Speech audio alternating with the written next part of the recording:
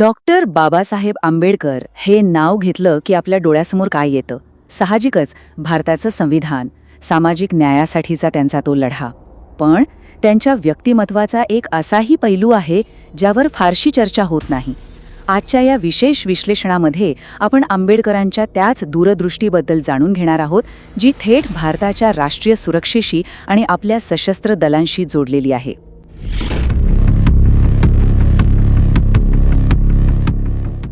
उत्तर साहजिकच असेल, संविधान, समानता, वंचितांचे कैवारी. आणि ते 100% बरोबर आहे. पण गोष्ट इथेच थांबत नाही. आंबेडकरांनी फक्त समाजाचीच नाही तर आपल्या देशाच्या सीमेवरच्या संरक्षणाची सुद्धा एक भक्कम पायाभरणी केली होती. आणि आज आपण नेमकं तेच उलगडून पाहणार आहोत.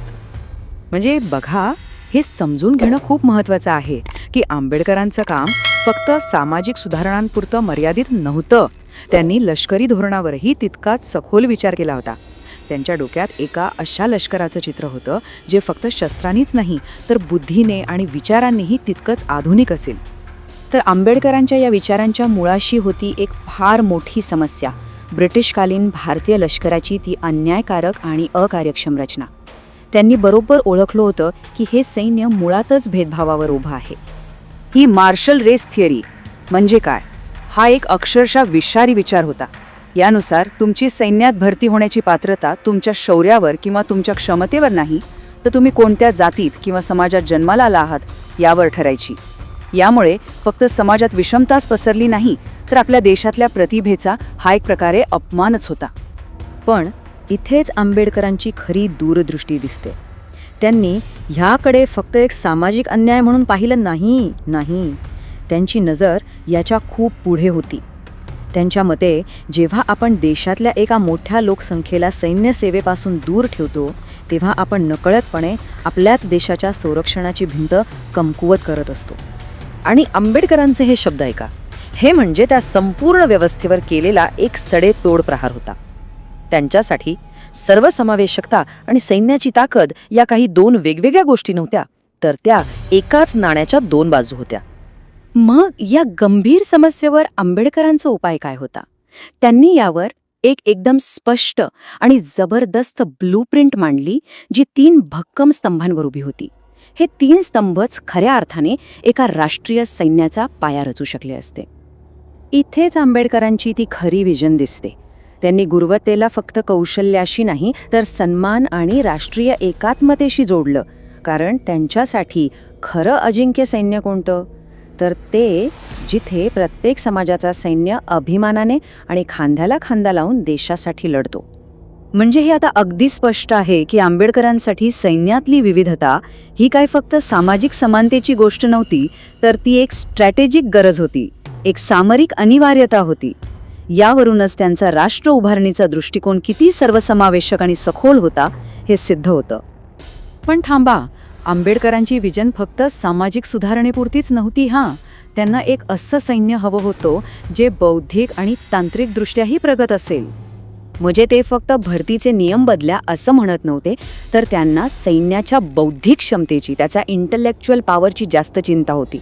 त्यांना माहीत होतं की भविष्यातली युद्ध ही फक्त शस्त्रांनी नाही तर ज्ञानाने आणि रणनीतीने जिंकली जातील. आज आपण जे आधुनिक तंत्रज्ञानावर आधारित सैन्य पाहतोय ना, त्याची वैचारिक बीजं कुठेतरी आंबेडकरांच्या ह्याच दृष्टीत दडलेली आहेत. पण एक शक्तिशाली सैन्य आणि एक मजबूत लोकशाही एकत्र कशी नांदणार, हा खरंच एक नाजूक प्रश्न होता. आणि संविधानाचे शिल्पकार म्हणून आंबेडकरांनी याचं उत्तर एका अप्रतिम संतुलनात शोधलं होतं. पहिलं आणि सर्वात महत्त्वाचं तत्त्व, सैन्याने राजकारणापासून पूर्णपणे 100% दूर राहायला हवं. कारण ज्या क्षणी सैन्य राजकीय विचारधारेने प्रभावित होतं, त्या क्षणी ते संपूर्ण देशाचं सैन्य न राहता कोणत्या तरी एका पक्षाचं साधन बनू शकतं. आणि हा धोका खूप मोठा आहे. मग येतं दुसरं तत्त्व, निष्ठा. पण निष्ठा कोणाशी? तर सैन्याची अंतिम निष्ठा ही कोणत्याही एका व्यक्ती, नेता किंवा सरकारशी नाही. ती आहे फक्त आणि फक्त भारताच्या संविधानाशी. सरकारं येतात आणि जातात, पण संविधान कायम राहतं आणि तेच देशाच्या मूल्यांचं रक्षण करतं. आणि तिसरं, सर्वात निर्णायक तत्त्व, अंतिम अधिकार नेहमीच लोकांद्वारे निवडलेल्या नागरी सरकारकडे असतील. याचा सरळ सरळ अर्थ असा की आपलं सैन्य कितीही शक्तिशाली असो, त्याचा रिमोट कंट्रोल नेहमीच लोकशाहीच्या हातात राहील.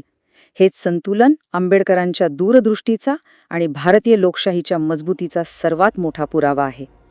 पण आंबेडकरांचे हे विचार केवळ इतिहासाच्या पानांपुरते मर्यादित आहेत का? अजिबात नाही.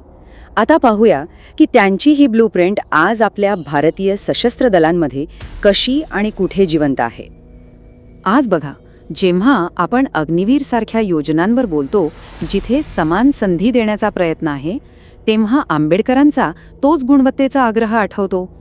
जेव्हा आपण टेक्नॉलॉजी बेस्ड वॉरफेअरबद्दल बोलतो, तेव्हा त्यांचं आधुनिक सैन्याचं स्वप्न डोळ्यासमोर येतं.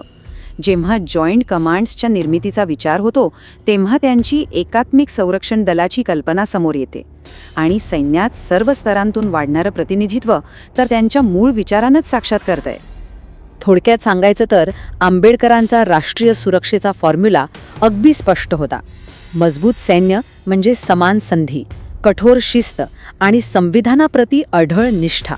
म्हणजे त्यांच्यासाठी राष्ट्रीय सुरक्षा म्हणजे फक्त सीमेवरची लढाई नव्हती, तर ती सामाजिक न्यायाच्या भक्कम पायावर उभी असलेली एक इमारत होती. तर मग जाता जाता एक विचार करायला लावणारा प्रश्न, आंबेडकरांनी जो मार्ग दाखवला त्यावर चालताना खरी समानता प्रस्थापित करणं हेच आपल्या संरक्षण दलांना अधिक मजबूत करण्याचं अंतिम पाऊल ठरू शकतं का?